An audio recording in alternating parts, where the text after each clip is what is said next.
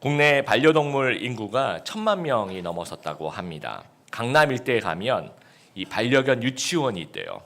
근데 그 유치원에 스쿨버스가 다니고 또 스파를 하는 서비스가 있다고 합니다. 근데 한두 군데가 아니라 한 20여 군데 있다라고 합니다. 근데 그 반려견들은 이제 아무거나 안 먹고 친환경 유기농 사료만 먹는다고 합니다. 또 애견 미용실을 가는데 거기 가면 털도 깎아주지만 각종 팩과 마사지를 해준다고 합니다.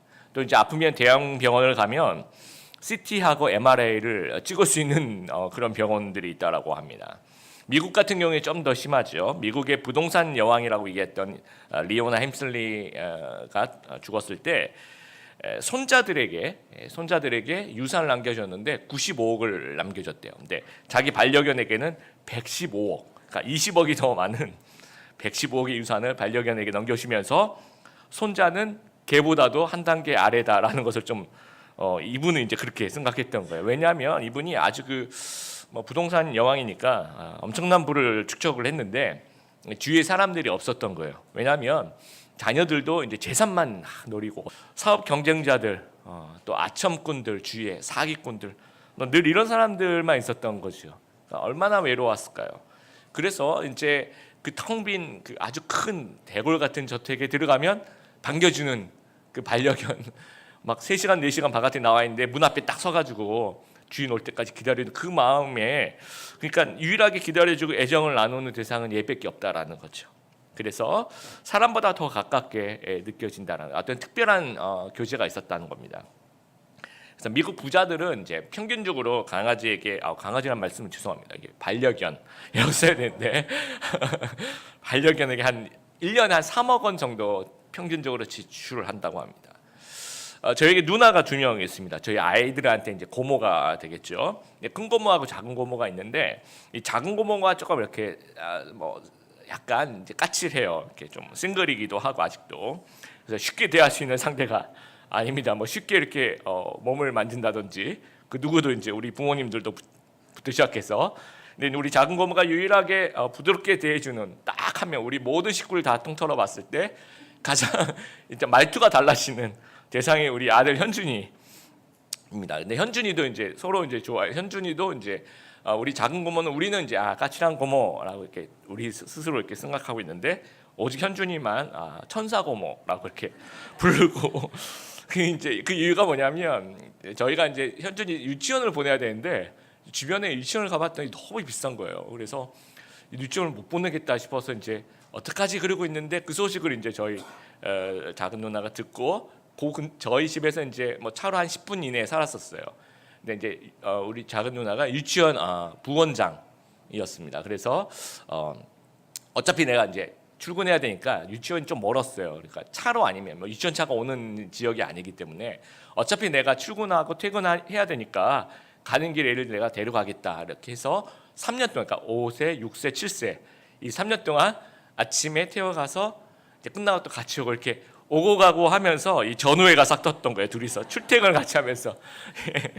그래서 이제 어느 식구보다 굉장히 특별하고 지금도 작은 고모의 몸을 만질 수 있는 유일한 우리 대상으로서 지금까지도 이렇게 잘 지내고 있다라는 겁니다. 오늘 이제 우리가 빌립보서에 우리가 읽었던 3절부터 8절까지를 보면 다른 바울 서신과는 이제 분위기가 조금 다릅니다. 다른 복음 서신, 특히 이제 사도 바울이 썼던 다른 서신들을 보면 이론과 신학과 어떤 그런 설명들이 좀 많이 나옵니다. 그리고 감정 표현도 감사하고 이런 얘기들 많이 나오긴 하지만 좀 절제된 표현들이 이분 구약학 박사님이시니까 사도 바울 뭔가 좀 절제된 표현들이 좀 많이 있는데 빌립보서는 좀 개인적인 표현이 좀 많이 나옵니다. 여러분 보세요. 우리가 읽었던 3절 보세요. 내가 너희를 생각할 때마다 감사한다. 생각할 때마다 감사한다라고 얘기를 하고 있고 4절에 간구할 때마다 너희 물을 위하여 기쁨으로 항상 간구한다. 기쁘다. 항상 간구한대. 그 다음에 7절 보세요. 7절이 좀 센 표현이 나옵니다. 내가 너희 물을 위하여 이와 같이 생각하는 것이 마땅하니 이는 너희가 내 마음에 있음이며. 이거 어디서 많이 드라마에 이거 내 안에 너 있다. 이거 파리 연인인가요? 그 이동건의 대사죠, 그렇죠? 내 안에 너 있다. 한참 그 유행했었죠, 그렇죠? 너희가 내 마음에 있다. 굉장히 이렇게 오그라드는 그런 표현을 지금 다른 서신에서 이런 표현 좀 찾기 힘듭니다. 그리고 8절에 보면 내가 예수 그리스도의 심장으로 너희 물을 얼마나 사모하는지 하나님의 내 증인이시라. 와, 이런 표현. 여기서 심장이라고 번역하고 있는데 이 헬라어 말은 스플랑크논이라고 내장을 얘기합니다. 창자. 근데 이 당시 헬라인들은 우리 마음속에서 감정이 이렇게 확 싹 트는 것이 우리 내장이라고 생각해요. 우리도 그런 표현들이 있습니다. 예를 들어서 뭐 간과 심장에 대해서 뭐 간이 쪼그라들었다, 뭐 간이 부었다, 뭐 이런 표현 쓰죠. 애간장을 녹인다, 심장이 뛴다, 뭐 이런 표현들 쓰죠. 그러니까 우리는 이제 심장에서 뭔가 하트도 이제 그런 거고, 뭔가 이렇게 사랑이 싹 트고 동정심이 나오는 그런 장소라고 생각하는 것처럼 이분들도 이 창자라고 생각했는데 이걸 번역을 할 때는 우리에게 맞게 그리스도의 심장으로 속에서부터 막 사랑하는 마음이 올라온다는 거죠. 그래서 예수님이 너희를 아주 무지무지하게 많이 사랑하신다면 나도 너희를 예수님이 너희 사랑하는 것처럼 나도 너희를 무지무지하게 사랑해라는 표현을 지금 하고 있습니다. 그래서 다른 서신서 보면 사도 바울은 조금 이 경상도 남자 같은 좀 학자 같은 그런 표현을 좀 무뚝뚝하게 쓴다면 여기서는 좀 캐릭터가 좀 다르게 프랑스 남자 같은 좀 뭔가 이탈리아 남자 같은 좀 이런 표현들을 좀 쓰고 있다라는 겁니다. 이 특별함의 이유를 생각하고 감사하고 기뻐하고 뭐 이런 표현들을 쓰죠. 뭐 심장이 뛴다, 뭐 심장으로 사랑한다, 이런 어떤 표현들, 이런 특별함의 이유가 무엇일까, 무엇 때문일까를 생각해 보면 빌립보 교회와 사도 바울이 다른 교회하고는 다른 어떤 좀 특별한 교제가 있었다는 겁니다. 그래서 이 본문에 여러분 사도 바울이 친밀한 교제 이유를 설명하면서 쓴 단어가 이 코이노니아라는 단어예요. 여러분 이제 설교 노트 보시면 코이노니아라는 단어를 제가 써놨습니다. 그래서 이 상호 간에 어떤 매우 밀접하고 끈끈한 결속을 나타내는 이 헬라어 단위가 이 코이노니아라는 단어인데 교제라고 번역하기도 하고 친교라고 번역하기도 하고 사귐이나 참여 이런 식으로 번역하기도 합니다. 그래서 1세기 당시 헬라 문화권에서 코이노니아란 가장 친밀하고 가까운 그 인간적 결속을 나타내는 그런 단어입니다. 그래서 이 본문에 이런 얘기를 하고 있는 거예요. 너희 빌립보 교회는 나에게 매우 특별하다. 그 이유는 너희와 나와 같이 가진 코이노니아 교제 때문이야라고 얘기를 하고 있는데 그 코이노니아를 우리 개역개정에서는 참여라고 번역을 해서 5절에 한번 나오고 7절에 한번 나옵니다. 한번 보세요. 5절 너희가 첫날부터 이제까지 복음을 위한 일에 참여하고 있다라고 얘기하죠. 7절도 너희가 다 나와 함께 은혜에 참여하고 있다라고 이야기합니다. 그래서 똑같은 단어를 뭐 조금씩 번역해가지고 이 코이노니아라는 그 헬라어 동사 명사죠. 이걸 조금씩 이렇게 변형형으로 이제 쓰고 있으면서 이 두 가지 코이노니아의 내용을 살펴보면서 특별한 교제의 비밀을 우리가 좀 살펴보길 바랍니다. 그래서 이것을 좀 우리의 교훈을 삼아서 우리도 그러면 우리 성도들끼리 우리 또 교회 안에서 우리 대인 관계에 좀 더 특별한 교제를 가지려면 어떻게 해야 되는지 두 가지 좀 살펴보길 바랍니다. 첫 번째, 이 복음의 교제입니다. 복음 사역에 동참하자라는 겁니다. 복음의 교제, 복음 사역에 동참하자라는 겁니다. 5절에 참여하고 있다, 도움을 베풀어 주었다.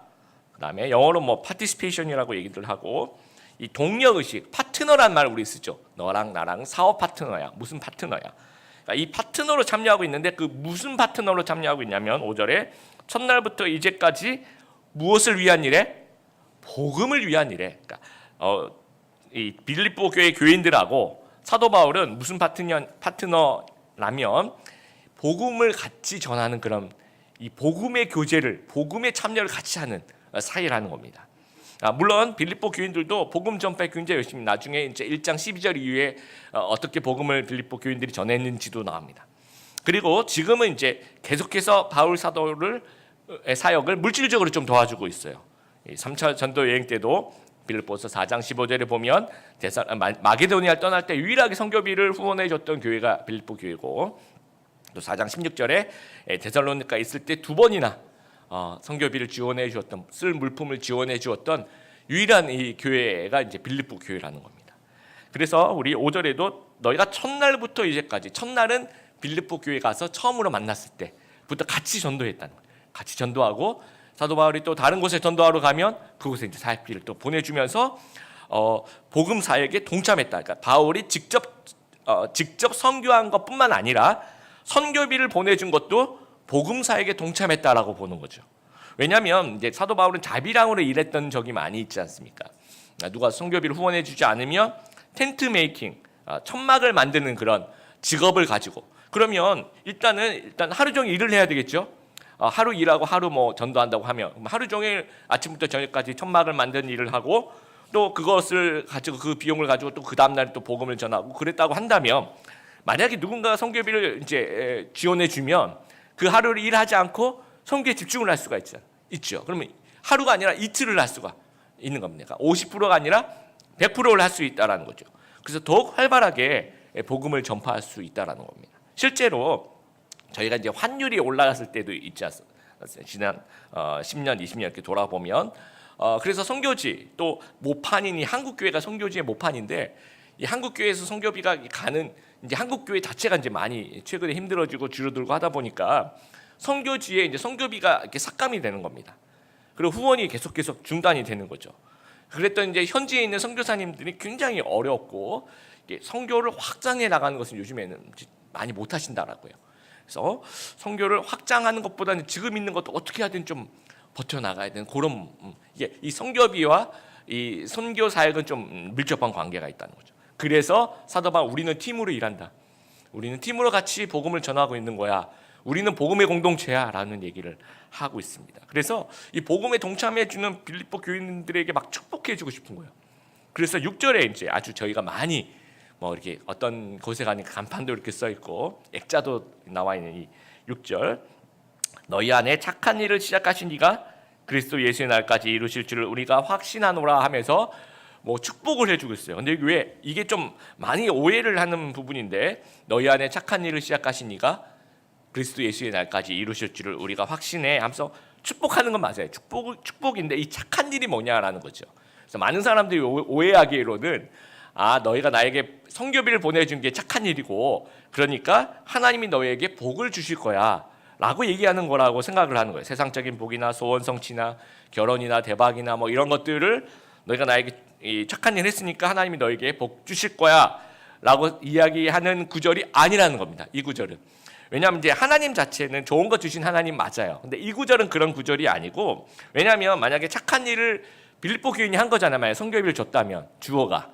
근데 그러면 일단 이 착한 일의 주어는 빌립보 교인이 아니야 하나님이에요. 그리고 만약에 이 착한 일이 이제 헌금을 준 게 착한 일이라면 예수의 날까지 건 재림을 얘기하는 거거든요. 재림할 때까지 계속 줘 이렇게 얘기하는 거랑 다름이 없거든요. 그런 뜻은 아니니까. 또 소원 성취 그러면 소원 성취를 너에게 줄게 그러면 재림할 때까지 그러면 기다려. 소원 성취 지금 안 일어나고 그리스도 예수의 날까지 이루실 거라니까 재림할 때쯤 줄게 이렇게 들릴 수도 있지 않습니까? 그러니까 그런 뜻이 아니라 이 착한 일은 여러분 오해하지 말고 이 착한 일은 하나님의 구원의 활동을 얘기하는 거예요. 그러니까 너희 안에 하나님이 구원을 주셨대요. 그리고 예수님이 예수님의 날까지 이루실 줄을 우리가 확신한대요. 근데 시제가 조금 헷갈리죠, 그렇죠? 구원이면 시작하시니가 이거 과거죠, 그렇죠? 그리고 이루실 줄을 하면서 이제 미래를 얘기하는 겁니다. 그래서 왜 구원을 얘기하면서 구원의 축복을 얘기하면서 과거, 현재, 미래를 얘기하는지 그 밑에 구원의 3시제라고 되어 있죠. 한번 제가 불러드릴게요. 구원의 과거 시제는 칭의가 되는 겁니다. 칭의야. 그래서 우리를 죄의 형벌로부터 구원해 주는 거예요. 더 이상 우리는 심판이 있지 않습니다. 그러니까 과거로 이미 구원을 받았습니다. 그 다음에 현재 구원은 뭐냐면 우리는 성화라고 얘기하죠. 죄의 세력부터 지금도 우리를 이제 죄짓게 하려는 그 여러 가지 우리를 하나님으로 떠나게 하려는 그런 여러 가지 세력으로부터 그런 세력 악마의 세력이 될 수도 있고 우리 죄의 어떤 그런 죄성일 수도 있고 그런 세력으로부터 우리는 구원받고 있는 거죠 현재. 그 다음에 미래 우리가 하나님 나라에 천국에 들어가는 그 순간에 이걸 영화라고 해서 죄의 존재로부터 죄가 더 이상 없어요. 그래서 그 나라는 오직 하나님께 찬양하고 기쁨과 즐거움만 있는 그런 나라에 우리가 들어간다라는 겁니다. 그래서 과거, 현재, 그 미래 구원의 그 모든 축복이 너에게 있을 거야라고 그 6절에서 우리에게 구원이라는 축복을 사도 바울은 이제 축복하고 있는 겁니다. 그래서 이 첫 번째 코이노니아는 이제 복음의 교제입니다. 같이 전도하고 선교비로 복음에 동력하는 것, 이것이 정말 귀한 교제고 하나님이 너에게 축복하실 것이다라고 이야기를 합니다. 제가 미국에 있을 때 미국 교회를 이렇게 지나가다 교회 간판을 이렇게 보는데 뭐 이렇게 써 있잖아요. 무슨 뭐 교회, 철치 이렇게 써 있는데 백인들 미국 교회 같아요. 보니까 거기다가 옆에다가 빙고 이렇게 써 있는 거예요. 그래서 이게 뭘까 처음에 잘 몰랐어요. 그러니까 모든 교회가 그렇다는 것이 아니라 가끔 그런 교회가 있었어요. 무슨 교회 옆에 아주 크게 빙고 이렇게 써서 이게 뭘까? 근데 이제 게임 아시죠, 여러분? 빙고 게임. 미국 사람들 굉장히 좋아하는, 특히 유럽 사람들도 좋아하고 뭐 이렇게 대각선으로 숫자를 맞추기도 하고 위아래로 맞추기도 하고 옆으로 맞추기도 하고 이제 퀴즈를 내서 자기가 맞추면 거기에 이제 줄을 이렇게 맞추면 상품도 받고 그런 게임들을 굉장히 좋아해요. 그래서 교회에서 이제 그래서 물어봤어요. 제가 이 교회 간판에 빙고가 있는데 그게 뭐냐 이제 옆에 백인들한테 물어보니까 우리 교회는 빙고하는 교회입니다라고 사람들한테 우리 빙고하는 교회니까 오세요라고 이제 광고하는 거래요. 근데 저 그 얘기를 들으면서 굉장히 마음이 아팠습니다. 왜냐하면 물론 이제 그 게임 자체가 나쁘다는 게 아니라 이제 미국 교인들이 이제 예배 열심히 드리고 성역 공부 열심히 하고 그리고 난 다음에 또 교인들끼리 모여서 성경 빙고 게임이나 뭐 어린이들 뭐 이런 게임도 하고 그런 건 전혀 문제가 안 되거든요. 근데 이제 교회 간판에다가 정말 이 교회 간판은 정말 우리 교회의 정체성을 나타내는 그런 곳인데 우리는 예수님 믿는다. 우리는 예수 그리스도가 우리의 가장 중심이다. 이런 어떤 표현들이 들어가야 될 텐데 빙고가 중심이에요. 버리는 것 같은 느낌이 드는 거. 물론 아닐 거라고 제가 막 아무리 좋게 생각하려고 해도 이러다 미국 교회 큰일 나겠다. 그런 생각이 너무 많이 들었습니다. 복음이 빠진 교회가 되어서는 안 된다라는 거죠. 그러니까 우리의 교제도 복음이 빠져 있는 교제가 되어서는 안 된다라는 겁니다. 여러분 단기 선교 같이 갔다 하면 정말 굉장히 친해집니다. 예. 네. 그래서 전 처음에 이게 여행 때문이라고 여행의 효과 같이 여행 갔다 오면 친해지니까. 근데 여러분 주위에 혹시 그런 분들 없습니까? 신혼여행 갔다가 하루치 따로따로 이렇게 입고 가거나 아니면 공항으로 같이 들어오긴 하는데 그 따로따로 집에 간다든지 가끔씩 이렇게 여행 갔다 와서 싸우는 사람들 많이 봤거든요.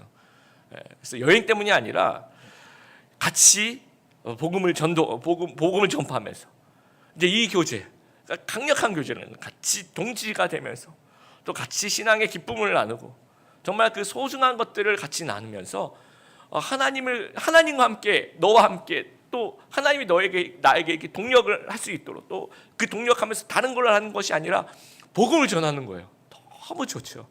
너무 친해지는 거예요. 기본적으로 교회는 성도들이 복음사에 같이 좀 동참하는 그런 교제가 있어야 된다는 거 우리가 기억하기를 바랍니다. 그래서 우리가 주일 예배 드리는 것만으로 만족하지 말고 또 그저 이렇게 친하게 지내는 것만으로 또 만족하지 말고 같이 전도하고 또 같이 교회로 인도하려고 같이 노력하고 또 우리 소그룹에서도 이제 그 일들을 같이 감당하면서 같이 좀 이 기도의 제목들을 내고 같이 기도하고 또 우리 단기 선교도 같이 좀 참여하고요. 또 우리 국내 아울리치도 같이 참여하고 또 우리 소그룹을 담당하는 우리 리더 역할 정말 하나님 앞에서 중요한 역할이에요. 복음을 전하는 그런 역할입니다. 또 우리 미래세대 주일학교 교사도 참 귀하다라는 그런 생각이 듭니다. 그리고 우리 선교비 후원하는 것도 참 중요하다. 그래서 우리 드림의 교회도 3명의 선교사님 후원하고 있습니다. 지금 말레이시아, 태국, 미얀마 지금은 3군데밖에 하지 않지만 앞으로 이제 교회가 성장함과 동시에 정말 이것이 확대되어서 정말 전 세계에 있는 선교사님에게 많이 좀 동력하는 그 선교를 우리가 또 동력하고 같이 기도하는 저희들이 되었으면 좋겠습니다. 또 우리 성도님들이 여름마다 우리 단기 선교에 가는 우리 지체들 많이 후원해 주시는 거 알아요. 정말 많이 도움이 되고 같이 동력한다는 사실들 우리가 기억하게 되길 바랍니다. 그래서 복음의 열정과 소망이 우리 열정과 소망으로 우리의 영혼이 뜨거워지고 더 깊이 있는 그런 영적 교제를 나누면서 보다 깊이 있는 그런 친밀함으로 나아갈 수 있는 저희 공동체가 되었으면 좋겠습니다. 두 번째는 돌봄의 교제입니다. 개인의 어려움을 돌아본다라는 겁니다. 돌아보자라는 겁니다. 7절에 그런 얘기를 나오죠. 7절에 은혜에 참여한 자가 된다. 여기서 이제 참여라는 단어가 코이노니아 앞에 그 신자가 붙어요. 영어로. 이건 헬라어의 순자라고 얘기하는데 제가 이제 설교 노트에 써 있는데 우리 시너지 효과라고 얘기해요. 시너지.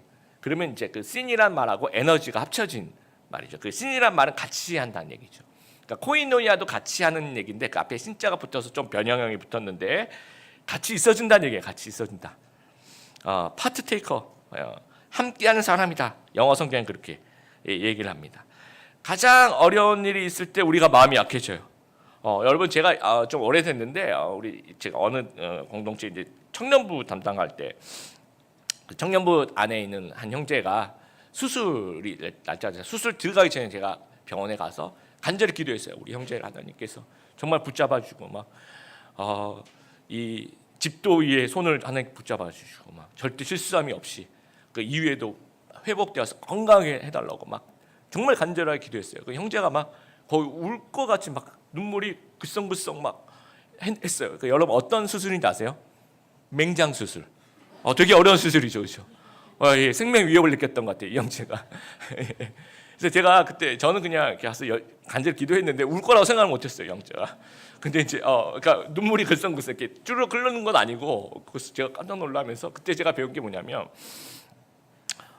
평소에 이 형제가 그런 형제가 아니고 굉장히 강하고 이렇게 멘탈이 좀 훌륭한 그런 형제였는데 이 순간에 어려운 거죠. 이렇게 몸이 아플 때 가장 간단한 수술이라도 이 사람에겐 간단하지 않을 수 있지 않습니까? 가장 위로와 격려가 필요한 순간이었던 것 같아요. 그렇구나라는 그때 제가 느꼈습니다. 사도 바울이 이 순간에 굉장히 가장 큰 외로움을 느꼈던 순간이 아닐까 생각해요. 사도 바울이 처음부터 예수님 믿었던 사람은 아니잖아요. 예수님을 박해했던 사람인데 갑자기 예수님 믿으니까 사람들이 이 개종을 의심해요. 반신반의 진짜 믿은 건가? 아니면 우리를 잡아가려고 일부러 그러는 건가? 이렇게 그런 사람들 정말 많았습니다. 초대교회. 또 바나바하고 이제 2차 전도여행 가면서 이제 결별을 하게 되잖아요. 누가 마가죠. 마가 요한 때문에.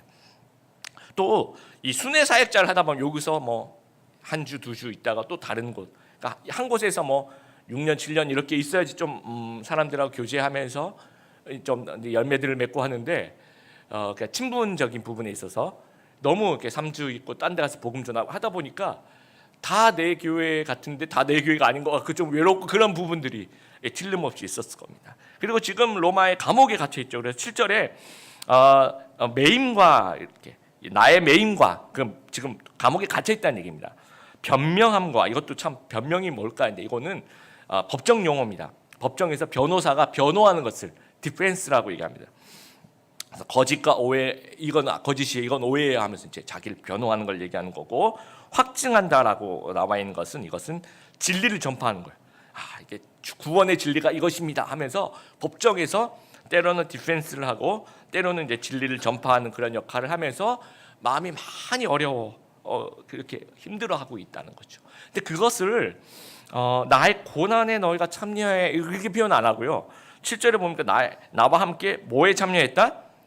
은혜에 참여했다라고 해요. 이게 저는 사도 바울이 참 위대한 분이라고 생각하는 게 문맥상 보면 나 지금 너무 힘들어. 너희가 나의 고난에 지금 참여하고 있어라고 얘기해야 되는데 고난까지도 이분은 은혜라고 생각하는 거예요. 그러니까 이분이 지금 은혜라고 얘기하는 것은 고난이라고 생각하시면 돼요. 그러니까 이 은혜에 소명을 내포하고 있는 거야. 다 같이 정말 이 더러운 죄인 중에 괴수다라고 얘기하죠. 이 나처럼 이렇게 더러운 죄인에게 하나님이 하나님을 전할 수 있는 은혜를 주신 거예요. 그리고 막 하나님의 은혜를 전하다 감옥에 간 이런 특권, 이런 특권이라고 생각하는 거죠. 이런 선물, 이런 은혜를 나에게 주셨다는 거죠. 고난은 은혜라고 생각하는 그 순간에 우리의 신앙은 한 단계 올라가는 거예요. 혹시 여러분 고난이 하나님이 주시는 좀 좋지 않은 거라고 한다면 오늘 이 말씀처럼 사도 바울처럼 이것도 나에게 은혜구나라고 생각한다면, 나같이 부족한 사람이 예수님 때문에 이런 고난을 받을 수 있다고 생각한다면 우리의 신앙은 한 단계 올라가는 겁니다. 그래서 가장 외로운 순간에 이 빌립보 교인들이 에바브로디도라는 분을 파송을 해서 그분이 대표로 와서 위로해 주는 거예요. 그다음에 성교비도 이제 지원해 주고 격려해 주고 있는 거예요. 얼마나 기분이 좋았어, 얼마나 위로를 받았을까 싶습니다. 여러분, 제가 한번 저에게 가장 외로웠던 순간이 어디였을까 생각해보면 제가 개척하고 전에, 그리고 이제 저희 집사람이 한 2년 정도 이제 투병 생활하는 고기 겹쳤던 시절이 있었어요. 물론 이제 그 당시 교인들이 많이 위로해주고 격려해주셨습니다. 너무 감사하게 생각합니다. 근데 우리 교인이 아니었던 사람들 중에 생각나는 사람들이 있어요. 그러니까 보통 이제 제가 어느 교회 이제 대학부 한 6년 정도 있었잖아요. 대학부 목사로서. 그때 이제 가르쳤던 친구들이 이제 많은데 보통 이제 연락이 잘 안 오는데 이제 연락 올 때가 있습니다. 가끔씩 뜸했던 친구가 연락이 오면 보통 이제 결혼이에요. 결혼 청첩장. 예, 이제 그래서 또는 찾아와서 이제 이렇게 해서 우리 결혼합니다. 뭐 무슨 오셔서 축하해 주세요. 그러면 그래 뭐 축하한다 그러고 이제 보통 이제 그러는데 이 어떤 자매 한 명이 전화가 온 거예요.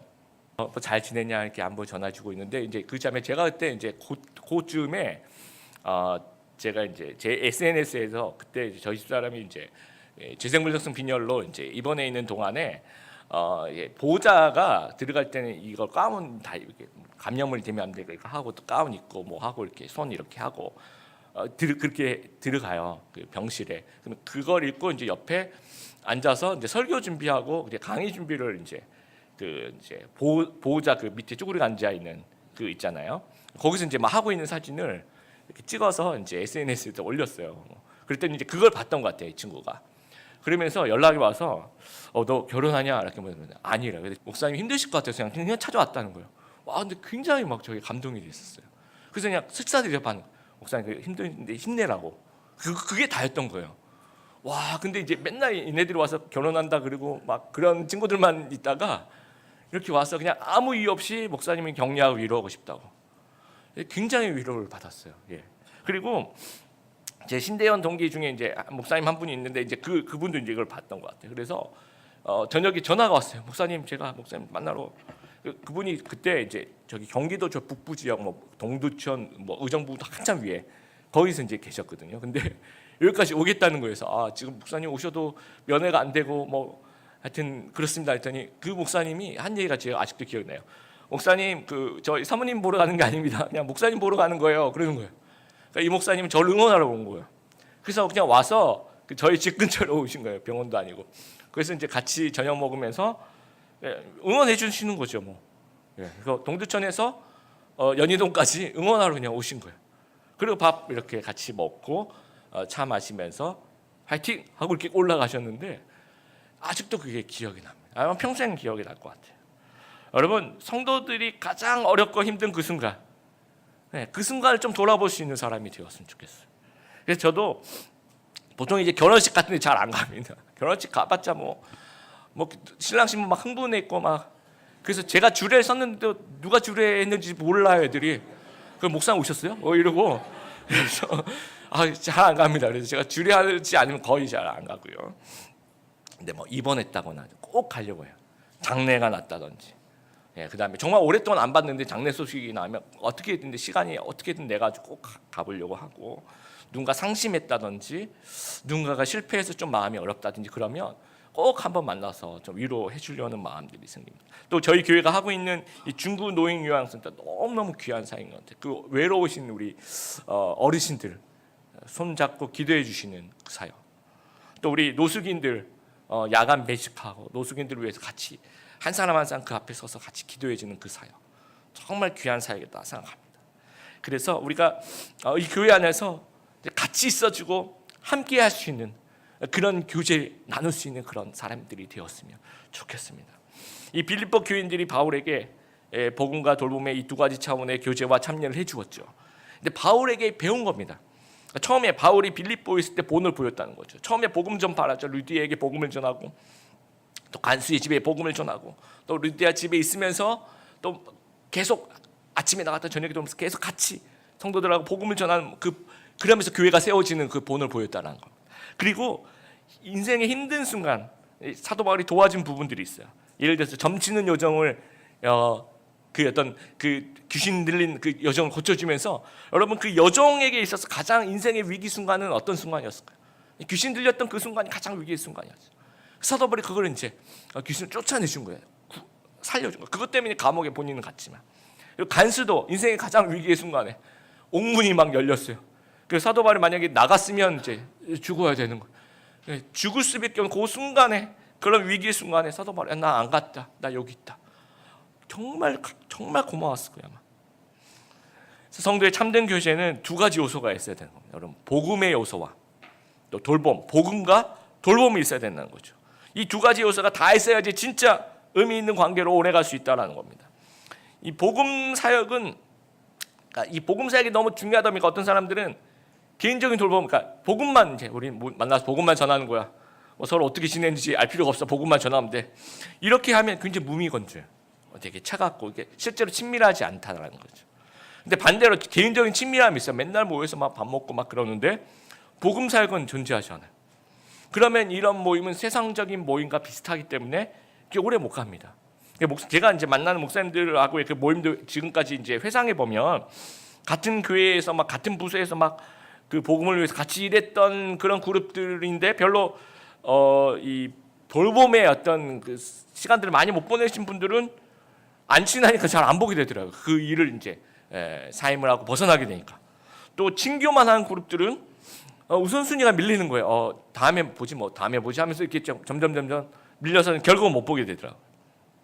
한 그룹하고는 제가 굉장히 오랫동안 교제하고 있는데 이 그룹들이 이제 코스타코리아 같이 했던 실행위원 그룹들은 이제 그때 이 젊은이들을 청년들을 좀 깨워야 된다 해서 그 수련회를 같이 이제 준비하면서 이제 한 달에 한 번 모이다가 이제 이 수련회 거의 다 가서는 막 매일 저녁 일주일에 한 번씩 이제 모이는데 시간이 없으니까 만날 수 있는 시간이 이제 주일날 밤 9시 이럴 때 만나는 거예요. 그래서 이제 만나서 같이 이제 치킨을 먹어보세요. 이게 제가 생각해보니까 이제 치킨이라는 친구에게 노벨 평화상 같은 걸 좀 줘야 될 것 같아요. 우리 기독교 교회에 없어서는 안 되는 중요한 역할을 좀 한 게 치킨이 아닌가 싶어요. 치킨을 같이 나누면서 삶도 얘기하고 그다음에 이제 같이 복음 전할 것도 같이 고민하고 그러다 이제 코스타코리아 끝났어요. 이제 더 이상 이제 코리아에서는 하지 않고 그냥 해외에서 계속 한다라는 결정이 나가지고 근데 저희들 친교만 하다가 우리 이러지 말고 좀 복음을 전해보자 하면서 그 고영원 선교사님이라고 이제 부흥한국의 선교사님이 이제 제안을 하신 게 어느 분이 이 부흥한국 팀에다가 이 스피커와 이 마이크하고 이런 거를 거의 한 엄청난 거를 1년 동안 무상으로 쓸 수 있는 것을 한번 마음껏 선교사님 쓰십시오라고 얘기를 한 거예요. 그러니까 단 기간은 1년입니다. 그랬더니 이제 선교사님 오셔서 이제 우리한테 이거 너무 아깝다. 이거 우리 복음을 전하는데 이거 한번 써보자. 그래서 그때 같이 모였던 목사님, 그럼 우리 캠퍼스에 가서 부흥한국하고 복음 집회를 한번 해보자. 복음을 선포하고 선교단체 연합시키고 같이 힘을 내서 한번 전도를 해보자.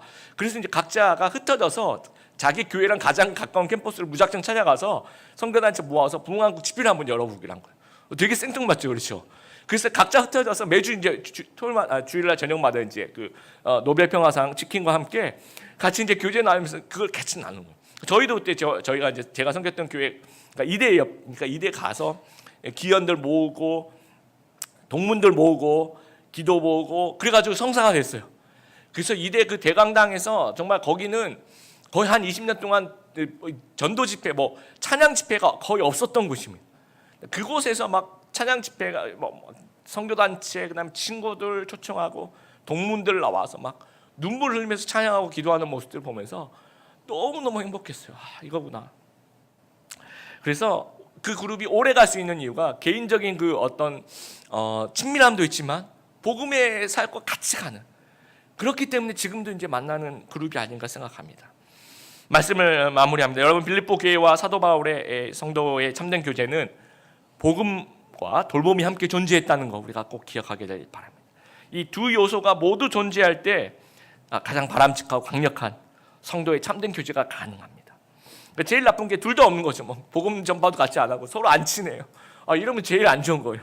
근데 그 다음에는 바람직하지 못한 것은 좀 한쪽으로만 지금 우리 일만 너무 한다든지 아니면 너무 친하기만 한다든지 이래서도 안 된다라는 겁니다. 이 원리는 다른 확대될 수 있습니다. 여러분 부부간의 크리스찬의 부부도 마찬가지. 우리 너무 친해 또는 우리 너무 일만 해 그게 아니라 같이 하나님을 사랑하는 복음의 사역과 복음과 서로의 돌봄이 또 우리 연인들 또 친구들 또 이런 개인적인 우리 크리스찬의 모임도 마찬가지입니다. 이 두 가지 요소가 있어야지 강력하게 오래 간다는 사실을 기억하면서 우리 드림의 공동체가 좀 그런 공동체가 되었으면 좋겠습니다. 복음과 돌봄이 같이 가는 거 우리가 명심하면서 복음에 대한 열정이 막 소망이 활활 타오르고 그리고 각자 한 명 한 명 바라보면서 세심한 배려와 돌봄이 있는 그래서 이 복음과 돌봄이 함께하는 성도의 참된 교제를 나누시는 귀한 성도님들 되시기를 주님의 이름으로 축복합니다.